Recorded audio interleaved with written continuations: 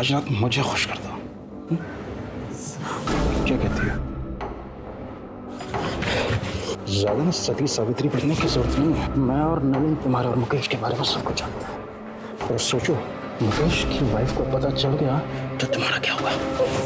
मुकेश तुम्हें धक्के मार के निकाल देगा। फिर तुम्हारी माँ का क्या होगा?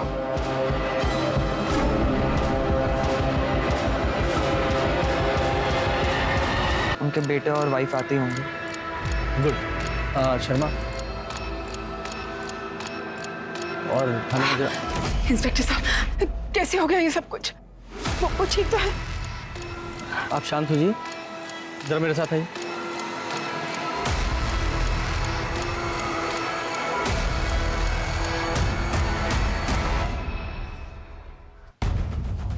ये मुकेश जी ने अपनी रिकॉर्डिंग में कहा है कि उनके पार्टनर सुरेश और नलिन, उन्होंने उन पर हमला किया है। हो सकता है बिजनेस से रिलेटेड कोई प्रॉब्लम हो। आप बता सकती हैं उनका बिजनेस में कोई प्रॉब्लम चल रहा था क्या? इंस्पेक्टर साहब, इन्होंने अपने बिजनेस के बारे में कभी मुझसे कुछ डिस्कस ही नहीं किया, और सच कहूं तो मैंने भी कभी उनसे पूछा नहीं। लेकिन ये सुरेश और नलिन, इनके साथ तो इनकी अच्छी पट्टी थी। जहां तक मैं जानती हूँ कोई प्रॉब्लम नहीं थी। कैसे कर सकते हो सर? डॉक्टर साहब, अब कैसे है वो? हम पूरी कोशिश कर रहे हैं। प्लीज सर, एक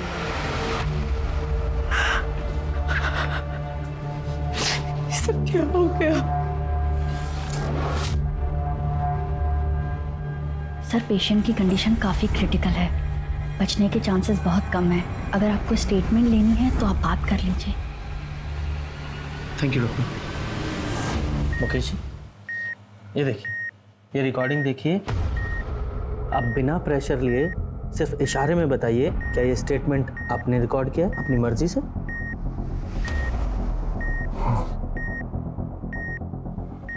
मतलब आपके पार्टनर्स सुरेश और नलिन, उन्होंने आप पर गोली चलाई? हाँ, मेरे पार्टनर ने गोली मारी और उन्हें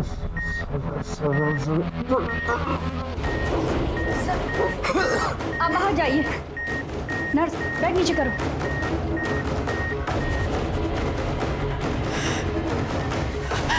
इंस्पेक्टर साहब, क्या हो रहा है? हाउस कैसे है? देखिए, आप टेंशन मत लीजिए, ट्रीटमेंट चल रहा है, वो ठीक हो जाएगा। हाँ?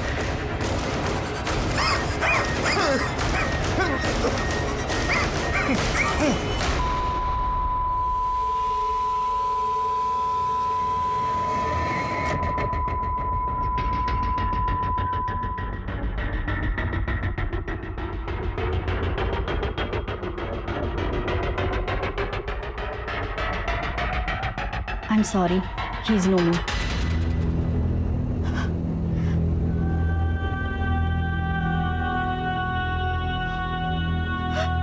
शर्मा, ये बॉडी का पोस्टमार्टम कराओ और सुरेश और नलिन दोनों को अरेस्ट करो तुरंत।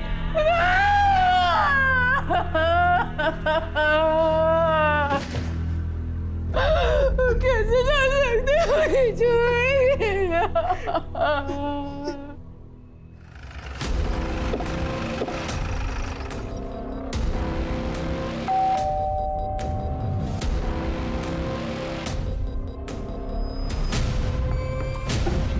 इतनी रात को कौन आया?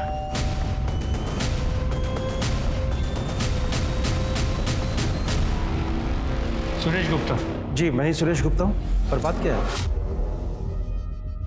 हम आपको अरेस्ट करने आए, घर की तलाशी लो। अरे एक मिनट, अरेस्ट किस लिए? मुकेश अग्रवाल की कत्ल के जुर्म में। क्या? मुकेश का मर्डर? हाँ, अभी कुछ देर पहले ही मुकेश का मर्डर हुआ है एमजी रोड। मरने से पहले उसने तुम्हारा और सुरेश गुप्ता का नाम लिया।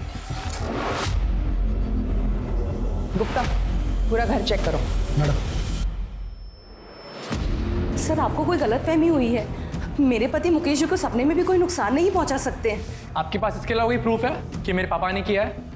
आप वारंट लेके आइए। हमें हमारा काम पता है, इन्वेस्टिगेशन के बीच में बाधा मत डाली। मैडम पूरे घर की तलाशी ली, कुछ नहीं मिला और घर में दूसरा कोई है भी नहीं। फैमिली कहाँ है तुम्हारी? मैं बैचलर हूँ, इसलिए अकेला रहता हूँ। चलो। क्या कर रही है? सर, सर रुकिए सर।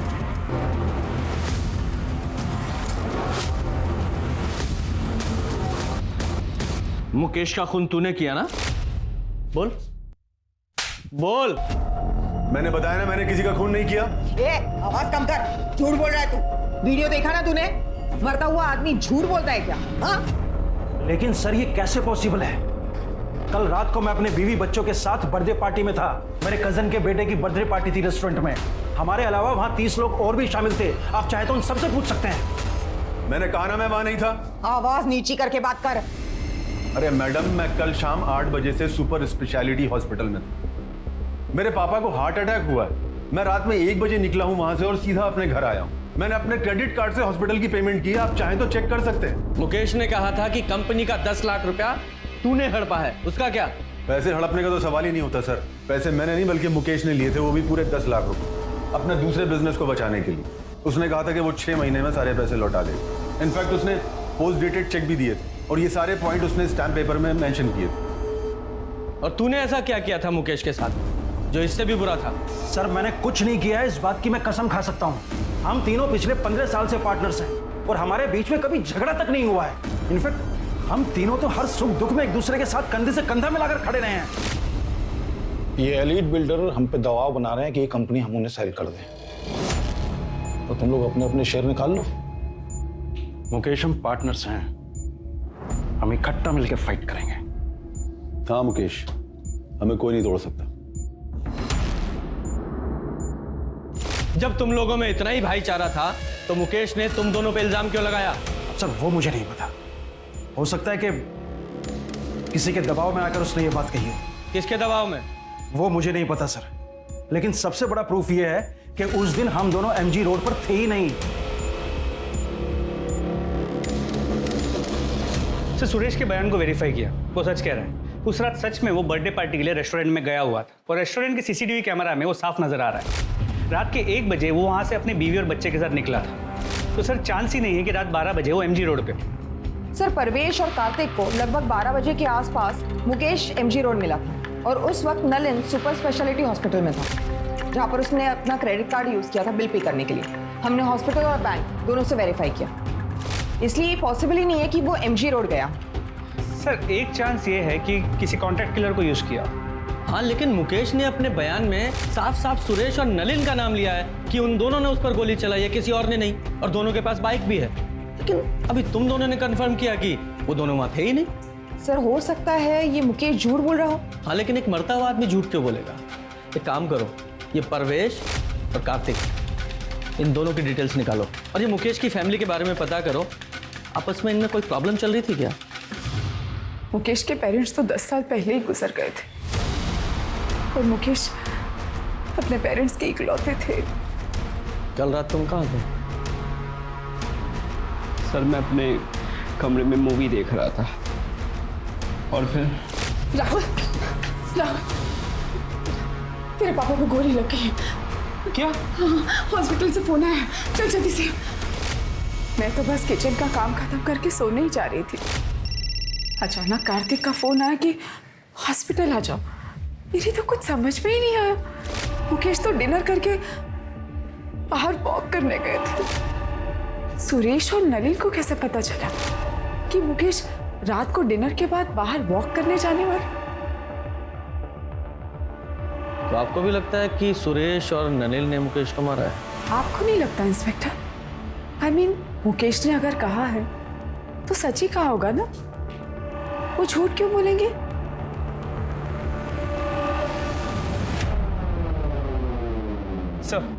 सर पोस्टमार्टम रिपोर्ट के हिसाब से मुकेश की मौत एक्सेसिव ब्लीडिंग की वजह से हुई है। सर करीब 10 फीट की दूरी से मुकेश के कंधे पे गोली चलाई गई, तो गोली की ट्रेजेक्टरी नीचे से ऊपर की तरफ है। सर हमने सुरेश और नलिन की स्टोरी वेरीफाई की और दोनों के कॉल रिकॉर्ड्स भी चेक किए। कॉल रिकॉर्ड्स में किसी हिस्ट्री शीटर या कॉन्ट्रैक्ट किलर का कनेक्शन ही निकला। सर शूटिंग का कोई आई विटनेस भी नहीं है और ना ही कोई सीसीटीवी कैमरा उस एरिया में है। रुको, आप ऐसे अंदर नहीं जा सकते। देखिए मैं 2 मिनट ही बात करना चाहती हूँ, प्लीज। इंस्पेक्टर साहब, मुझे पहचाना ना आपने? मुकेश की वाइफ। हाँ बोलिए। सर मैंने सुना है कि आप नलिन और सुरेश को छोड़ रहे हैं। क्या ये बात सच है? हेलो। हाँ, छोड़ना ही पड़ेगा ना, क्योंकि मुकेश जी का स्टेटमेंट हमारी इन्वेस्टिगेशन के फैक्ट से मैच नहीं करता और उन दोनों के खिलाफ हमारे पास कोई पुख्ता सबूत नहीं है, इसलिए हम उन्हें ज़्यादा दिन कस्टडी में नहीं रख सकते। लेकिन सर आप भी जानते हैं खून हुआ है मेरे पति का। कुछ भी कीजिए, हाथ छोड़ रही हूँ आपके आगे। जिसने भी मेरे पति को मारा वो को मुझे इंसाफ चाहिए।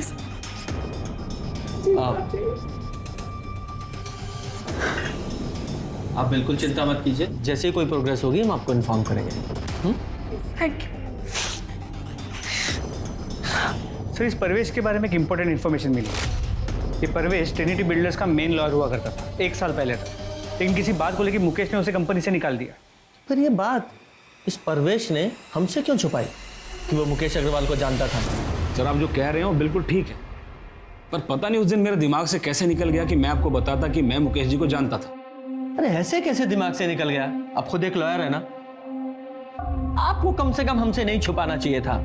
हमसे तो सच्चाई बताते हैं। जी बिल्कुल सही, पर मैं ये भी समझ सकता हूँ कि आपको इसकी वजह से मुझ पर शक भी होगा, पर आपका ये शक बेबुनियाद है। उस रात मैं और मेरा बेटा कार्तिक मेरे क्लाइंट के यहाँ शादी अटेंड करके घर वापस लौट रहे थे पवन बाग से। वहाँ से मेरे घर की दूरी करीबन 10 मिनट की थी, मगर लौटते वक्त एक ट्रक की वजह से पूरा रास्ता जाम था, तो हमने बीच का रास्ता लिया। तो हमें करीबन 15 मिनट लगे और वही रास्ते पर हमें मुकेश जी पड़े मिले। और सर मेरे पास वो वेडिंग इनविटेशन कार्ड भी है, ये देखिए सर। सर, आप गनीमत समझिए कि हमने ये वीडियो रिकॉर्ड कर ली, वरना आपको तो हम पर शक होता। अच्छा, एक बात बताइए, मुकेश ने आपको अपने कंपनी से क्यों निकाला था? एक्चुअली सर, एक डिस्प्यूटेड लैंड था जिस पर 5-6 अलग अलग पार्टीज का हक। मुकेश जी चाहते थे कि मैं इलीगली वो ज़मीन उनके नाम पर करवा दूँ। अरे वो 5-6 लोग हैं, लोअर मिडिल क्लास, उन्हें डरा धमका के भगा दूंगा मैं। वो अपना क्लेम वापस कर लेंगे, तो मैंने उसे तैयार करो। नहीं मुकेश, ये सब इलीगल है, नहीं करूँगा। तो आज के बाद तुम्हारी जरूरत भी नहीं है मुझे, तुम जा सकते हो। सर, मुकेश जी ने अपने छोटे से लालच की वजह से 10 साल पुराना रिश्ता 1 मिनट में तोड़ दिया, तो मैंने भी कंपनी छोड़ दी और कभी पलट कर नहीं देखा। सर, अगर मुझे ही बदला लेना होता तो मैं इतना लंबा इंतजार क्यों कर, बताइए आप। सर, परवेश ने जो कहानी बताई थी वो करेक्ट है। वो लोग उस रात सच में शादी में गए हुए। शादी के वीडियो फुटेज में वो लोग साफ नजर आ रहे हैं। और सर, उस रात हाईवे पे सच में ट्रैफिक जैम था, जैसे परवेश ने बताया था, इसीलिए उन्होंने अंदर का रास्ता लिया। सर, हमने सुरेश और नलिन की स्टोरी वेरीफाई की, सब सच बोल रहे। 6 महीने की इन्वेस्टिगेशन और सभी संदिग्धों पर नजर रखने के बाद भी जब पुलिस के हाथ कुछ नहीं लगा तो पुलिस ने इस केस को बंद कर दिया। पर नियति को कुछ और ही मंजूर था। मुकेश की केस फाइल बंद करने के 6 महीने बाद, यानी कि मुकेश के मर्डर के 1 साल बाद, कुछ ऐसा हुआ जिसने ठंडे बस्ते में पड़े मुकेश मर्डर की केस को रीओपन करा दिया।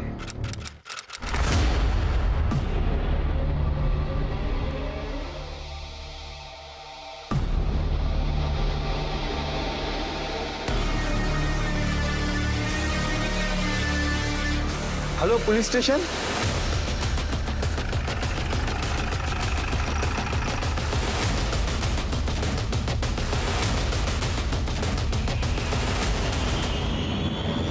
पूजा, चेक करो। सर, जरा आसपास चेक करो।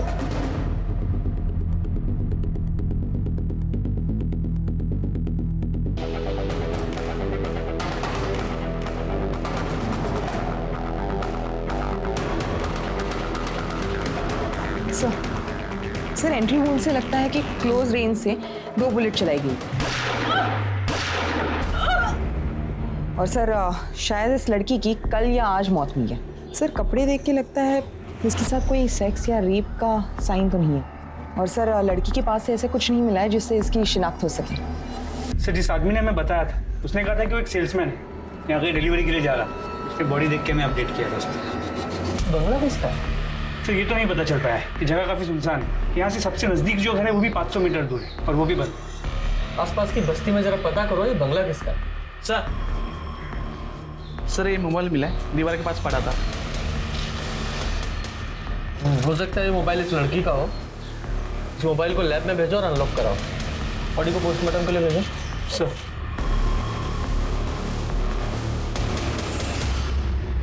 सर जिस लड़की की बॉडी हमें मिली थी उसका नाम साक्षी व्यास है। पर ये फ़ोन जो उस बंगले में मिला था अनलॉक हो गया। ये फ़ोन उसी का है। सर कॉन्टैक्ट लिस्ट में नाम देखिए। 3+ builders office, Mukesh Agarwal sir, Suresh Gupta sir, Nalin Sukhane. Mukesh Agarwal murder case? हाँ सर, और जिस बंगलों में हमें साक्षी व्यास की बॉडी मिली वो भी 3+ बिल्डर्स के नाम पर ही रजिस्टर्ड है। इन दोनों पार्टनर से फिर से मुलाकात करनी पड़ेगी। जी हाँ, हम साक्षी को जानते हैं। हमारे यहाँ अकाउंट डिपार्टमेंट में काम करती है। मर्डर हुआ है उसका, वो भी आपकी कंपनी के बंगले में। क्या मर्डर हो गया? जी। लेकिन कल तो वो ऑफिस आई थी, आज नहीं आई, तो हमें लगा कि शायद अपनी माँ की देखभाल के लिए छुट्टी ले ली होगी। साक्षी की माँ नूतन बीमार रहती है, वो अपने बिस्तर से उठ तक नहीं सकती है। अच्छा एक बात बताइए, उसे कोई परेशान वगैरह तो नहीं कर रहा था? नहीं। उसका कोई अफेयर वगैरह? नहीं ऑफिसर, ऑफिस में तो ऐसा कुछ नहीं था। और वो बाहर क्या करती है वो हमें नहीं पता, लेकिन हाँ व्यवहार में अच्छी थी और काम भी अच्छा करती थी। उसके घर का एड्रेस दीजिए, और हाँ आपके स्टाफ से पूछताछ करनी है। हाँ श्योर। साक्षी ने अपने पर्सनल लाइफ के बारे में कभी आपसे कोई बात की है? नहीं सर, वो अपने आप में रहती थी, कभी किसी से ज़्यादा घुलती मिलती नहीं थी। साक्षी के बारे में हम ज़्यादा कुछ नहीं जानते सर।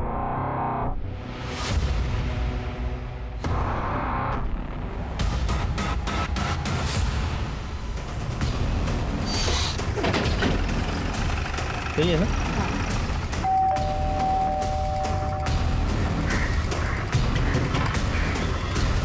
क्या हुआ सर? वो हमें साक्षी की माँ से मिलना है। नूतन जी तो बिस्तर पे है और उनकी बेटी साक्षी ऑफिस में होगी। क्या बात है इंस्पेक्टर?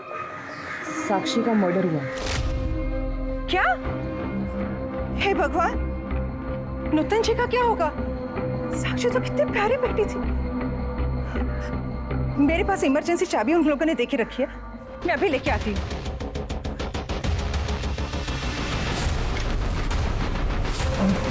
सर ऊपर प्लीज।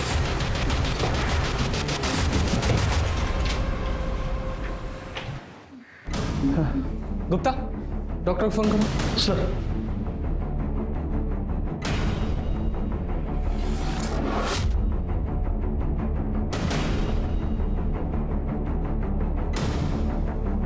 पूजा, जरा आप पड़ोस में साक्षी के बारे में पता करो। सर आप आइए। हाँ जी, आप ठीक है? पानी पियेंगे? भगवान साक्षी जैसी बेटी सबको दे। इतना साल से उसकी माँ बीमार रहती थी कि 3 साल पहले उन्होंने बिस्तर ही पकड़ ली, पर साक्षी उसने कभी हिम्मत नहीं हारी। मैंने तो साक्षी से कहा भी था कि अपनी माँ को ओल्ड एज होम में शिफ्ट कर दी। माँ की सेवा मेरे जैसे और कौन करेगा रंजना आंटी? और जब तक मैं हूँ, मैं किसी और से माँ की सेवा क्यों करवाऊँ? क्या साक्षी को कोई परेशान करता था, या फिर किसी से लड़ाई हुई हो, या फिर उसका कोई अफेयर वगैरह? नहीं नहीं मैडम, हमारा मोहल्ला तो बहुत सेफ है और साक्षी को नूतन जी की सेवा और उसकी नौकरी में से फुर्सत ही कहाँ मिलती थी जो वो कोई अफेयर करे। तो इसका मतलब ये साक्षी एक आइडियल बेटी थी, एक अच्छी पड़ोसी भी थी। हाँ सर, मेरी राजीव सर से भी बात हुई। उन्होंने कहा कि साक्षी ऑफिस में भी बहुत अच्छे से काम करती है। सर लेकिन अजीब बात यह है कि साक्षी के ऑफिस में साक्षी के बारे में किसी को कुछ भी नहीं पता, और उससे अजीब बात यह है कि साक्षी के बैंक अकाउंट में कभी भी 3+ बिल्डर्स से कोई पेमेंट रिफ्लेक्ट नहीं हो रही। हाँ लेकिन हमने जब बैंक स्टेटमेंट चेक किया तो एक पेमेंट आई थी जो मैटरनिटी क्लिनिक को की गई थी। जरा पता करो ये पेमेंट क्यों की गई थी? जी मैम, 2 महीने पहले साक्षी व्यास ने यहाँ पे अबॉर्शन करवाया था। कंसर्न किसने दिया था? उसकी मदर नूतन व्यास, जो उसको यहाँ पे अबॉर्शन के लिए लेके आई थी। सर मैंने हॉस्पिटल का सीसीटीवी फुटेज चेक किया। जो औरत साक्षी के साथ अबॉर्शन के लिए गई थी वो 3+ बिल्डर्स के ऑफिस की एक एम्प्लॉई है। उसका नाम ज्योति है। ये तुम लोगों की कंपनी में चल क्या रहा है? साक्षी एम्प्लॉय थी ना आपकी, फिर उसके बैंक अकाउंट में एक भी सैलरी डिपॉजिट क्यों नहीं हुई? आप सही कह रहे हैं सर, हमारे पास उसकी सैलरी का कोई रिकॉर्ड नहीं है, क्योंकि उसे सारी पेमेंट कैश में होती थी। क्यों? क्योंकि साक्षी का पूरा पैसा उसकी माँ की दवाइयों और उसके इलाज में जाता था। तो उससे क्या? वो इसलिए कि साक्षी नहीं चाहती थी कि उसकी सैलरी का एक भी पैसा टैक्स में कटे। अच्छा, कमाल की कंपनी चला रहे हैं आप लोग। मतलब एक एम्प्लॉय के लिए सारी कंपनी के रूल आप ताक पर रख देंगे। आइए, ये आप ही के एम्प्लॉय है ना?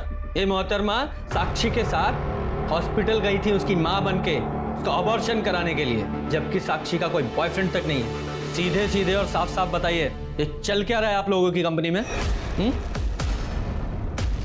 बोलिए। सर, एक दिन छुट्टी वाले दिन हम दोनों किसी काम से ऑफिस आए थे, तो हमने देखा कि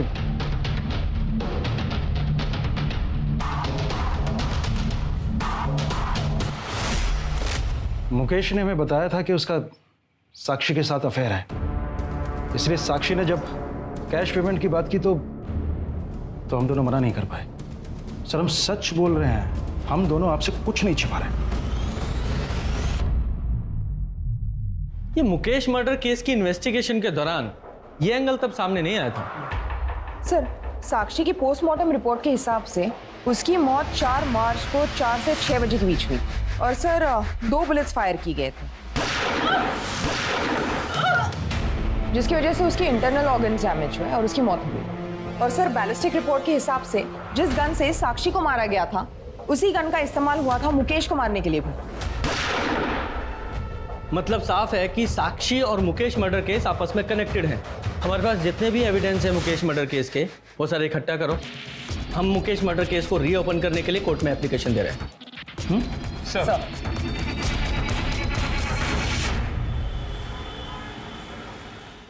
सर, कोर्ट ने मुकेश अग्रवाल मर्डर केस को रीओपन करने की मंजूरी दे दी है। Very good. शुरू से शुरू करते हैं। सबसे पहले मुकेश अग्रवाल के घर चलते हैं।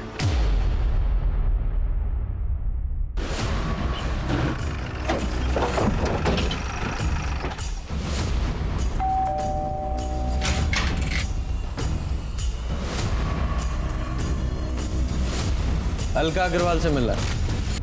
नहीं है, बाहर गई है। तुम कौन हो? नीति अग्रवाल, मुकेश अग्रवाल की बेटी। लीजिए, आ गई आपकी अलका मैडम। आइए, आप ही का इंतजार था। देखिए ना, आपसे मिलने कौन आया। क्या पता भगवान की इच्छा रही तो आज आपको साथ में ले जाओ। नीति, अपने कमरे में जाओ। हाँ, वैसे भी तुम्हारी शक्ल देखने से तो अच्छा है कि मैं अपने रूम में ही बैठूं।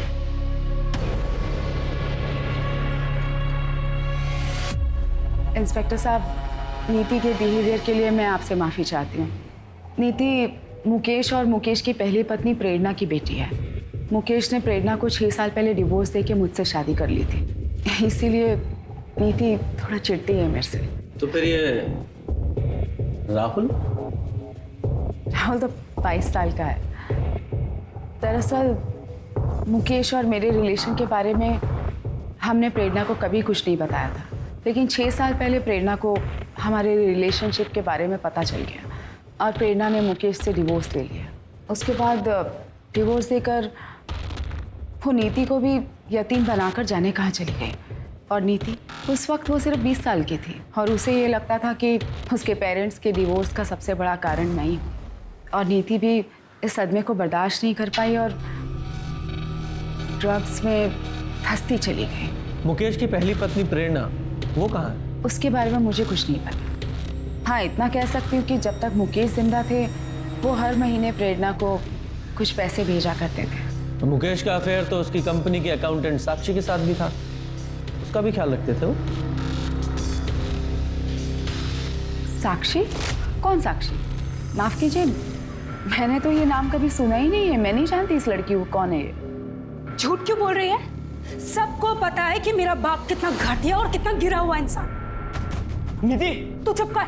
सर, मेरे बाप ने पहले इस कमीनी के लिए मेरी माँ को छोड़ा और फिर तीसरा अफेयर चलाया साक्षी के साथ, और जैसे ही इसको पता चला इसने। खबरदार जो मुझसे झूठ खाता। सब समझ में आ रहा है मुझे। कौन है ये साक्षी?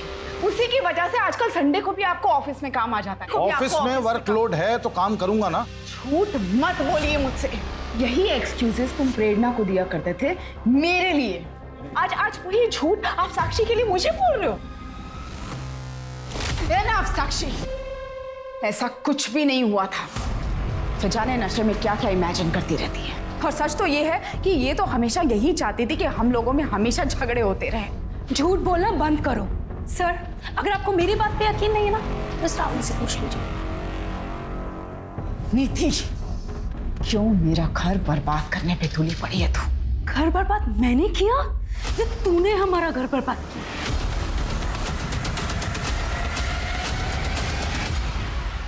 सर मानना पड़ेगा, बड़ी अजीब फैमिली है। शर्मा, इस राहुल और इसकी मालका दोनों पे नजर रखो, और साथ ही इस नीति पर भी, क्योंकि हो सकता है इस नीति ने नफरत, लालच या फिर नशे में ये सब किया हो। इस नीति की CDR लोकेशन और कॉन्टैक्ट डिटेल्स निकालो, जरा पता करो ये नीति मुकेश के मर्डर वाली रात को कहाँ थी, क्योंकि हो सकता है कि नीति और उसकी माँ प्रेरणा ने मिलकर ही मुकेश को मारा हो। तो इस प्रेरणा से भी मिलना पड़ेगा। साहब, नीति मेरे करीब कभी थी ही नहीं। उसे बिल्कुल पसंद नहीं था कि उसे कोई रोके टोके या उसे ये बताए कि उसे क्या करना है क्या नहीं करना है। यहाँ तक कि उसकी माँ भी नहीं, यानी कि मैं। जब मुकेश ने मुझे छोड़ा तो नीति के इसी बिहेवियर के कारण मुझे नीति को छोड़ना बहुत आसान हो गया था। आपको मुकेश अग्रवाल के मर्डर के बारे में पता है? साहब, ये कैसी बातें कर रहे हैं आप? ऑफ कोर्स पता था। मुकेश की मौत की खबर महीनों तक टीवी पे चली थी, और मेरे लिए तो मुकेश उसी दिन मर गया था जिस दिन उसने अलका के लिए मुझे छोड़ा था। लेकिन साहब, मैंने मुकेश को एक ही शर्त पर डिवोर्स दिया था कि नीति की जिम्मेदारी अब उसकी जिम्मेदारी रहेगी। पर आज मैं एक बिजनेसमैन करण शर्मा की पत्नी हूँ। मैं अपने पास्ट को भूल चुकी हूँ साहब। मेरे पास्ट से मुझे कोई लेना देना नहीं है। मुकेश और साक्षी के कत्ल में एक ही माउजर गन का इस्तेमाल हुआ था। तो क्या मुकेश और साक्षी का कातिल एक ही था, या फिर दो अलग अलग लोगों ने कत्ल किया था? और अगर ऐसा था तो फिर दो अलग कातिल एक ही हथियार कैसे इस्तेमाल कर सकते हैं? पुलिस के सामने जो तथ्य आ रहे थे उनसे साफ पता चल रहा था कि मुकेश एक दोगले किस्म का आदमी था, और उसका कैरेक्टर भी साफ नहीं था। वही तथ्यों से लग रहा था कि साक्षी एक विक्टिम है जिसके साथ गलत हुआ। सर, साक्षी को मारने का मोटिव अलका के बेटे राहुल के पास था, लेकिन साक्षी और राहुल के बीच में कांटेक्ट हुआ हो ऐसा कोई लीड हमें मिला नहीं। नीति के कांटेक्ट लिस्ट में ज़्यादातर नंबर्स ड्रग पेडलर्स के। हमें ऐसा लगा कि शायद नीति ने उनका इस्तेमाल किया होगा मुकेश को मारने के लिए, लेकिन ऐसा भी कोई सबूत नहीं मिला। और ये सुरेश और नलिन, इनका क्या? नहीं सर, साक्षी के मर्डर के वक्त इन दोनों की मोबाइल की लोकेशन बंगले के पास की नहीं थी। सर, कहीं है कि इस मुकेश मर्डर केस की तरह ठंडा ना बढ़ जाए। सर, बंगले के पास वाले घर में एक विधवा रहती है, नारायणी। उसने पहले भी एक दो बार साक्षी को उस बंगले में आते हुए देखा था उसके बॉयफ्रेंड के साथ। नारायणी का कहना है कि लड़के की और साक्षी की उम्र लगभग बराबर की होगी, लेकिन वो कह रही थी कि दोनों में बहुत झगड़े होते हैं, और शायद 4 तारीख को जिस दिन साक्षी का मर्डर हुआ उस दिन भी उनकी लड़ाई हुई होगी। बेहतर होगा कि तुम ये जॉब छोड़ दो। और छोड़ दो क्या, तुम्हें ये जॉब छोड़ना ही पड़ेगा। मैं नहीं छोड़ूंगी, तुम्हें जो करना है तुम कर लो। तुम ये बिल्कुल अच्छा नहीं कर रही हो। आजकल के बच्चे कितने लड़ते हैं। कहीं ये लव एंगल तो नहीं है? नारायणी ने उस लड़के की शक्ल देखी थी? हाँ सर। स्केच बनवाओ सर। और शर्मा, तुम साक्षी के कॉल रिकॉर्ड चेक करो, उसमें पता करने की कोशिश करो ये साक्षी किसी लड़के के रेगुलर टच में थी क्या? Sir, excuse me. हेलो, ठीक है सर, नूतन में इसको होश आ गया है, मुझसे बात कर सकते हैं। Very good.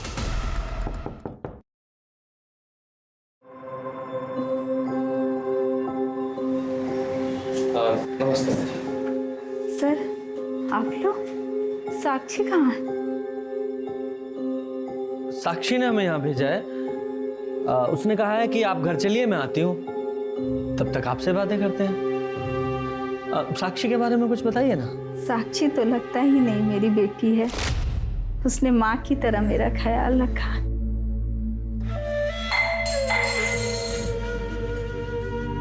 माँ, आप क्यों परेशान हो रहे हो? मुझे बोल दिया होता। ऐसा लगता है मैंने नहीं, उसने मेरी परवरिश की। उसने मुझे कभी अकेला नहीं छोड़ा। उसके रहते मुझे अपने स्वर्गवासी पति की कभी याद नहीं। बहुत ही खुश मिजाज, जिंदा दिल और हंसमुख है मेरी बेटी, लेकिन उन दोनों कमीनों ने मेरी बेटी की जिंदगी बर्बाद कर दी। किन्होंने? उसके मालिक मुकेश और सुरेश ने मेरी फूल सी बच्ची के साथ जो किया, भगवान करे मेरी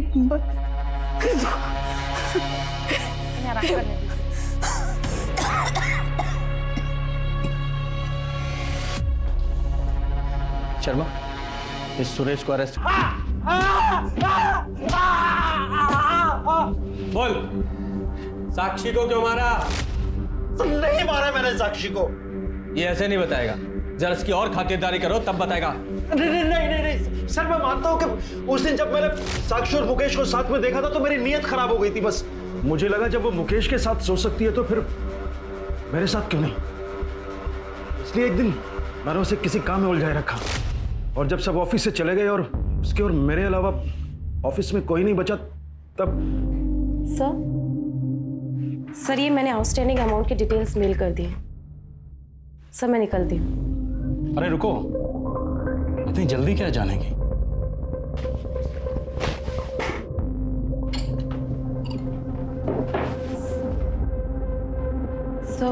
सर मैं ड्रिंक नहीं करती। लेकिन खुश तो करती हूँ ना। सर मैं मानता हूं कि मैंने साक्षी का कई बार फायदा उठाया है, लेकिन मैंने उसे नहीं मारा है सर। एक मजबूर लड़की को उसकी मां की बीमारी का बहाना बनाकर तूने ब्लैकमेल किया। भले ही ये कंफर्म नहीं हुआ है कि साक्षी को तूने नहीं मारा, लेकिन ये कंफर्म है तूने उसे एक्सप्लॉइट किया। यही रखो इसे। सर नारायणी के हिसाब से यही वो लड़का है जो साक्षी के साथ उस बंगले में आता था। ऐसा लग रहा है देखा है मैंने इसे, पर फिलहाल पहचान में नहीं आ रहा है। कहाँ देखा था? साक्षी की सीडीआर को चेक किया। सुरेश के बेटे आर्यन और साक्षी के बीच कई बार बात हुई। और सबसे इंपॉर्टेंट बात यह है कि साक्षी के मर्डर वाले दिन भी आर्यन ने साक्षी को फोन किया था। यस,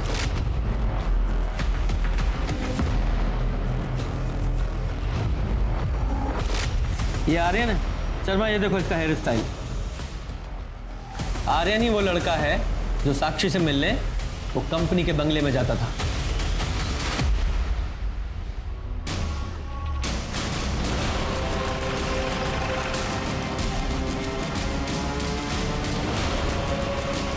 एक सेकेंड, पापा ऑफिस में नहीं है और ना ही नलिन अंकल। तेरे पापा तो ऑलरेडी हमारे मेहमान हैं, और अच्छा है नलिन में यहाँ नहीं है, क्योंकि तेरे से सवाल करते तो खामा-खा अड़ंगा लगाता।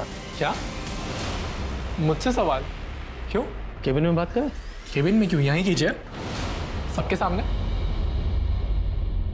ठीक है, अगर तुझे प्रॉब्लम नहीं है तो यही पूछ लेते हैं। साक्षी को तू कितनी अच्छी तरह से जानता था? साक्षी? मैं नहीं जानता था। झूठ बोलता है। इस कंपनी में एम्प्लॉय थी वो और बोलता है नहीं जानता। हाँ मतलब मैं उसे एम्प्लॉय की तरह जानता हूँ, बट पर्सनली नहीं। तो फिर कंपनी के बंगले में उससे क्यों मिलने जाता था? एक सेकेंड, क्या बोले जा रहे हैं आप? कुछ ही मत बोलिए आप। कुछ भी नहीं बोल रहा हूँ। आई विटनेस है हमारे पास, जिसने तुझे और साक्षी को उस बंगले में कई बार देखा था। 4 मार्च को जिस दिन साक्षी का मर्डर हुआ, तेरे फोन की लोकेशन उसी बंगले के पास की है। बोल, क्यों मारा साक्षी को? क्यों मारा? बताओ वरना यहीं हड्डियां तोड़ूंगा मैं तेरी, वो भी सबके सामने। बोल। और क्या करता मैं सर? मैंने उस साक्षी को कितनी बार वार्न किया, उससे भीख तक मांगी कि वो मेरे पापा से नहीं मिले, पर वो मेरी एक नहीं सुनती थी। मेरी माँ उसकी वजह से कितना परेशान हो रही थी।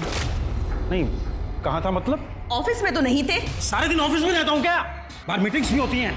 हाँ, ऑफिस में साक्षी के साथ मीटिंग के लिए जगह नहीं मिलती तो बाहर मीटिंग करते हो। पापा, मेरे मामलों से ना दूर है। मतलब वरना क्या? हाँ बोलो, वरना क्या? अरे बात तो पूरी करके जाओ, वरना क्या? ये हमारी घर की हर रोज की कहानी हो गई थी सर, तो हमने सोचा कि हम इस झगड़े को सुलझा देते हैं। तो हमने साक्षी को कंपनी के बंगलों में बात करने के लिए बुलाया। लेकिन मेरी इसमें कोई गलती नहीं है, तुम्हें अपने पापा से बात करनी चाहिए। मैं बेवकूफ नहीं हूँ। ये घटिया काम करके तुम अमीर बनना चाहती हो ना, मैं तुम्हें मेरी फैमिली बर्बाद नहीं करने दूंगा। बेहतर होगा कि तुम ये जॉब छोड़ दो। और छोड़ दो क्या, तुम्हें ये जॉब छोड़ना ही पड़ेगा। मैं नहीं छोड़ूंगी, तुम्हें जो करना है तुम कर लो। तुम ये बिल्कुल अच्छा नहीं कर रही हो। लेकिन मेरे लिए यही अच्छा है। मैं तुम्हें तुम्हारी माँ की लाश के लिए पैसे दे दूंगा, लेकिन तुम बस मेरे पापा का पीछा छोड़ दो बस।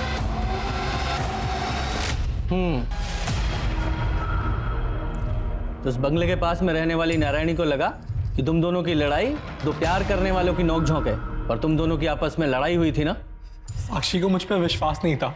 उसे लगता था कि मैं अपना प्रॉमिस नहीं निभाऊंगा, इसलिए उसने पापा से मिलना बंद नहीं किया। दिन पे दिन मेरे घर के हालात और खराब होते जा रहे थे, तो फाइनली मैंने गन का सहारा लिया। गन कहां से मिली? पापा की कार की सीट से। मुकेश अंकल की मौत के अगले दिन जब मैं हर रोज की तरह जॉगिंग पे जा रहा था, पापा बहुत गुस्सा होते अगर उन्हें मालूम पड़ता कि मैंने उनकी गन छुई है। इसलिए मैंने सोचा कि मैं उन्हें बताऊंगा ही नहीं। इसलिए पापा के डर से मैंने उस गन को सेफ जगह छुपा दिया। लेकिन सर स्ट्रेंजली पापा ने कभी उस बारे में जिक्र ही नहीं किया। कभी कभी तो मेरा मन करता था कि मैं पापा को ही मार दूं मैं, लेकिन पापा को मार के मेरी माँ को विधवा बना के सर मेरी प्रॉब्लम सॉल्व नहीं होती। तो मैंने फाइनली सोचा कि मैं एक आखिरी बार साक्षी को मिलता हूँ, और हम फाइनली 4 मार्च को 6 बजे मिले। मैं अंदर नहीं जाऊंगी, तुम्हें जो बोलना है यही बोलो, और मैं इस जगह दोबारा नहीं आऊंगी। ठीक है, तो इसे मेरी फाइनल वार्निंग समझ ले और मेरे बाप से मिलना छोड़ दे। तो तू अपने बाप से क्यों नहीं बोलता कि वो मेरा इस्तेमाल करना छोड़ दे?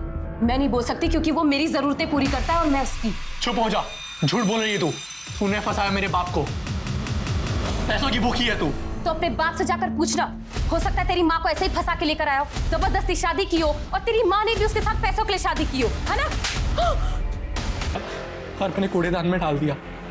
मैं समझ नहीं सका कि मैं बॉडी के साथ क्या करूं। सर मैं किसी गन के बारे में कुछ नहीं जानता हूं, मेरे पास कोई गन नहीं है। झूठ मत बोल, तेरे बेटों को तेरी गन तेरी कार में से मिली थी, और फॉरेंसिक से ये साबित हो चुका है कि वो वही गन थी जिससे मुकेश को मारा गया था। अब झूठ मत बोल और सच बता। मैं सच बोल रहा हूं सर, मुझे नहीं पता कि मेरी कार में गन कहां से आई। सर अगर आप मुझे मारना चाहते हैं तो मार दीजिए, लेकिन मैं सच कह रहा हूं, मुझे नहीं पता कि गन कहां से आई। कोई सचमुच में ही सुरेश को मुकेश के मर्डर में फंसाने की कोशिश कर रहा हो? सर जब ऑफिस में पूछताछ की थी तो वहां के लोगों ने कहा था कि ऑफिस की कार तीनों पार्टनर्स यूज करते हैं, और एक एक्स्ट्रा चाबी ऑफिस में भी होती है। हाँ तो ऐसा हो सकता है ना कि या तो कातिल इन तीनों पार्टनर्स की फैमिली में से ही कोई है, या फिर इनके अलावा कोई ऐसा आदमी जिसकी पहुंच उन चाबियों तक थी। उसने मुकेश का मर्डर किया और गन इस सुरेश की कार में प्लांट कर दी। कौन हो सकता है ऐसा? पुलिस ने साक्षी के कातिल को ढूंढ लिया था। आर्यन ने साक्षी का कत्ल किया था अपनी माँ की खुशियां वापस लौटाने के लिए, बिना ये सोचे कि इस कदम से उसने अपने परिवार को बर्बाद कर दिया था। पर सवाल अभी भी वही था कि मुकेश का कातिल कौन है। पुलिस की हर संभव कोशिश एक डेड एंड पर जाकर रुक जाती थी। इसलिए पुलिस ने एक बार फिर सब कुछ शुरू से शुरू करने का सोचा, और तब कुछ ऐसे तथ्य सामने आए जिसे पुलिस ने पहली बार गलती से नजरअंदाज कर दिए थे। इसमें साफ साफ तो लिखा है कि मुकेश अग्रवाल को जो गोली मारी गई वो सीधी नहीं बल्कि नीचे से ऊपर की तरफ। इतनी बड़ी भूल हमसे हुई कैसे? सर ये बात तो मैंने आपको बताई थी, इसमें भूल कैसे? भूल यही है कि हमने इतनी इंपॉर्टेंट इंफॉर्मेशन को नजरअंदाज किया है। मतलब मैं तुम्हें समझाता हूँ। मुकेश अग्रवाल की हाइट 6 फीट की थी, और पोस्टमार्टम रिपोर्ट के हिसाब से उसे लगभग 10 फीट दूर से गोली मारी गई, और गोली की ट्रेजेक्टरी नीचे से ऊपर की तरफ थी। जनरली लोग जब शूट करते हैं तो वो चेस्ट पे निशाना लगाते हैं, लेकिन मुकेश को गोली शोल्डर पे लगी। इसका मतलब वो कोई प्रोफेशनल शूटर नहीं था जो सिर्फ 10 फीट की दूरी से सही निशाना नहीं लगा पाया। शर्मा जरा शोल्डर को एम करो और शूट करो।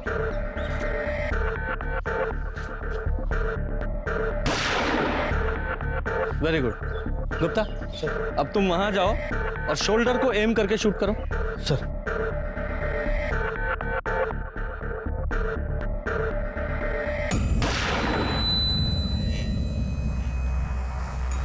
करेक्ट। शर्मा जरा इधर आओ, ये देखो, ये वो टारगेट है जो तुम्हारी बुलेट से हिट हुआ। वो एकदम सीधी बॉडी के पार हुई है।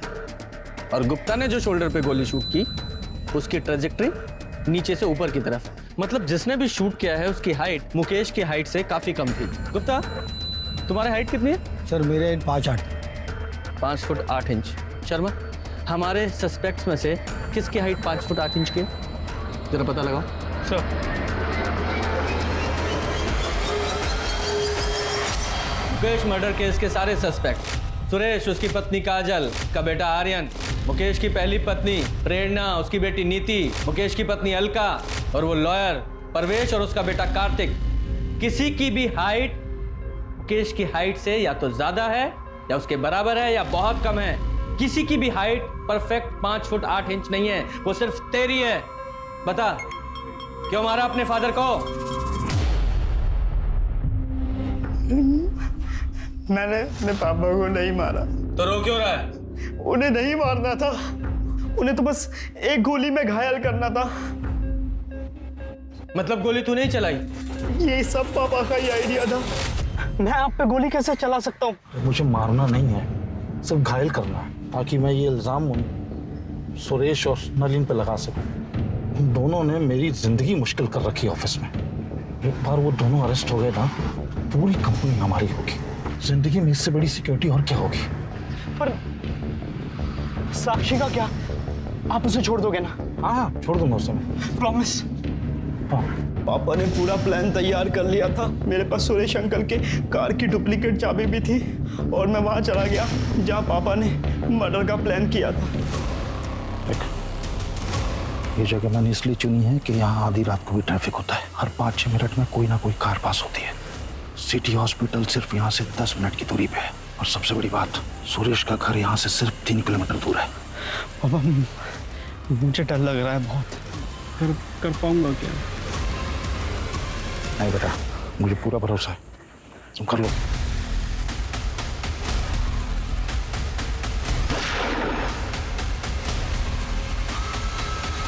पापा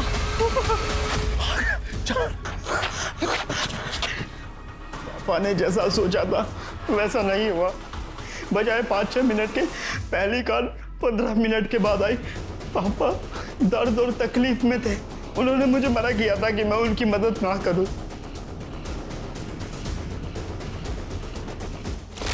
तो तेरे पापा मुकेश को कैसे पता था कि सुरेश की कार वहां खड़ी है? पापा को पता था कि सुरेश अंकल पार्टी जा रहे हैं और वो पार्टी जाकर जरूर ड्रिंक करेंगे। और सुरेश अंकल जब ड्रिंक करते तो अपनी गाड़ी नहीं चलाते। ये मुकेश का लालच ही था जिसने उसकी सोच पे पर्दा डाल दिया था। मुकेश का कातिल खुद मुकेश ही था। मुकेश ने प्लान तो अच्छा बनाया था, पर 10 मिनट की देरी ने उसकी जान ले ली और फिर शूटिंग एक एक्सीडेंटल मर्डर बन गया। पुलिस ने राहुल को अपने पिता के प्लान में साथ देने और फिर शूटिंग के लिए गिरफ्तार किया। मुकेश के प्लान ने बहुत सारे लोगों की जिंदगियां बर्बाद कर दी। अगर पुलिस से इन्वेस्टिगेशन में चूक नहीं हुई होती तो ये केस शायद पहले ही सॉल्व हो जाता, लेकिन इस केस की नियति कुछ और थी। और 1 साल बाद एक और खून होने के बाद पुलिस को न सिर्फ दोनों कत्ल में माउजर गन का कनेक्शन मिला, बल्कि ये केस भी उसके अंजाम तक पहुंचा। लालच बुरी बला है, संतुष्ट जीवन ही सुखी जीवन का मूल मंत्र है। अब मैं सोनाली कुलकर्णी आपसे विदा लेती हूँ। कल फिर मिलेंगे क्राइम पेट्रोल सतर्क जस्टिस रीलोडेड के इस नए अध्याय के साथ। तब तक सुरक्षित रहें, सतर्क रहें और अपने परिवार का ख्याल रखें। देखते रहिए क्राइम पेट्रोल सतर्क। जय हिंद।